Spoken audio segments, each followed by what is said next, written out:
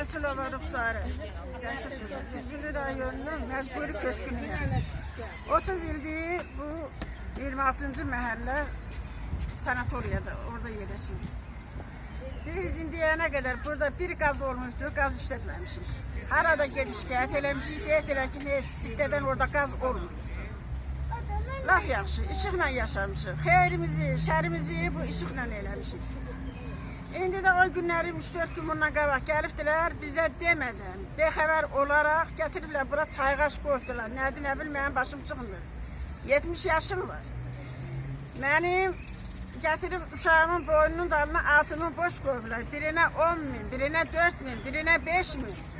Burada yaşayanların hamısı qoca qoltaq adamlardır. 300 manat, 350 manat biz pensiya alırıq. Şəxsən mənim özüm 350 manat pensiya alırıq. Mənim oğlum baş xəstəsidir.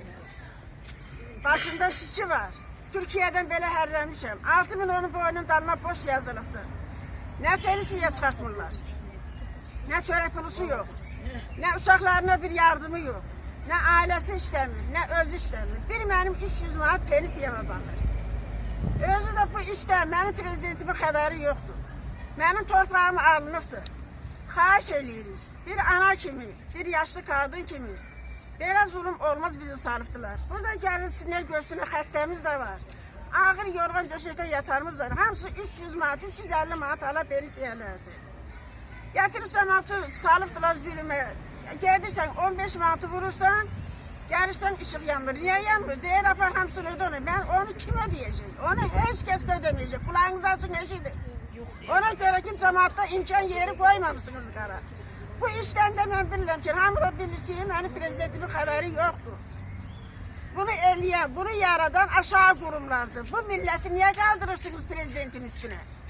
Xahiş eləyirik. Gene bayaq dedim, bir ana kimi, bir 70 yaşında kadın kimi bu borçları bu milletin üstünden silinsin. Gene hemenki qaydayla gelsin ya da beni kötüsün, gedim öz yerime yurduma. Torpağım alınıbdır. Giderim orada gaz pulunu da vurayım, ışık pulumu da hamısını da işlederim de canım da çıkar ödeyerek. Ben onu hükümete ödemeliyim onsuz da. Heç kəs şuursuz değil, hamının ağlı var, başı var.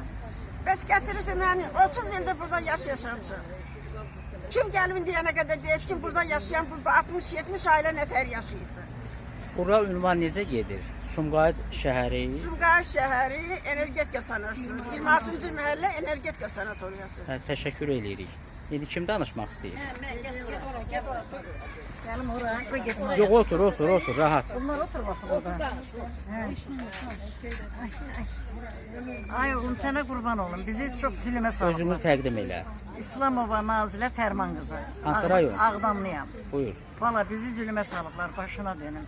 Valla bax, bağışla üzüm ayağının altına. Mən bu gece şam yandırıb tualetə getmişəm.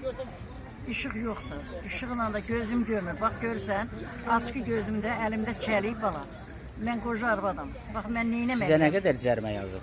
Cərmə yox deyil. Bilmirəm cərmə nə qədərdir. Yalan deyə bilmərəm. Amma ki, indi bu dəqiqə 20 manat qonşuya vermişəm, vurub 5 manatın çıxıblar, 15 manatda qalıbdır. İndi bu nətər olacaq? Qaşqınıq. Demir ya, hamısını eləyirik. Hökumətə hamımız borçluyuq. Ölənə qədər də borçluyuq. Allah şəhidlərə rəhmət eləsin. Qazilərə can sağlığı versin. Mənim balam. Bizim yolumuzda onlar ölüblər. Hökumətə həmişə borçluyuq. Amma ki, belə də zülüm olmaz da, sənə qurban olum. Və 70 baş burada, 70 ailə var burada. Bunun hökumətin xəbəri yoxdur. Bu kimdirsə, bu sistemləri cibindən təşkil eləyibdir. Ona görə də bu cəmaatdan o pulu yığmaq istəyir. Kimdirsə, gəlsin, çıxsın, desin ki, hə, bax, bir belə borcunuz var. Biz də borcumuzu az-az ödəyərik.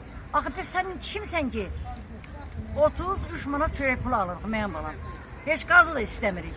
Çünki burada neçə illərdir millət yaşayıb, heç qaz olmayıbdır. İndən belə də demək otu yox, bir şey yox. Bura qazı heç kəs çəkməyəcəkdir.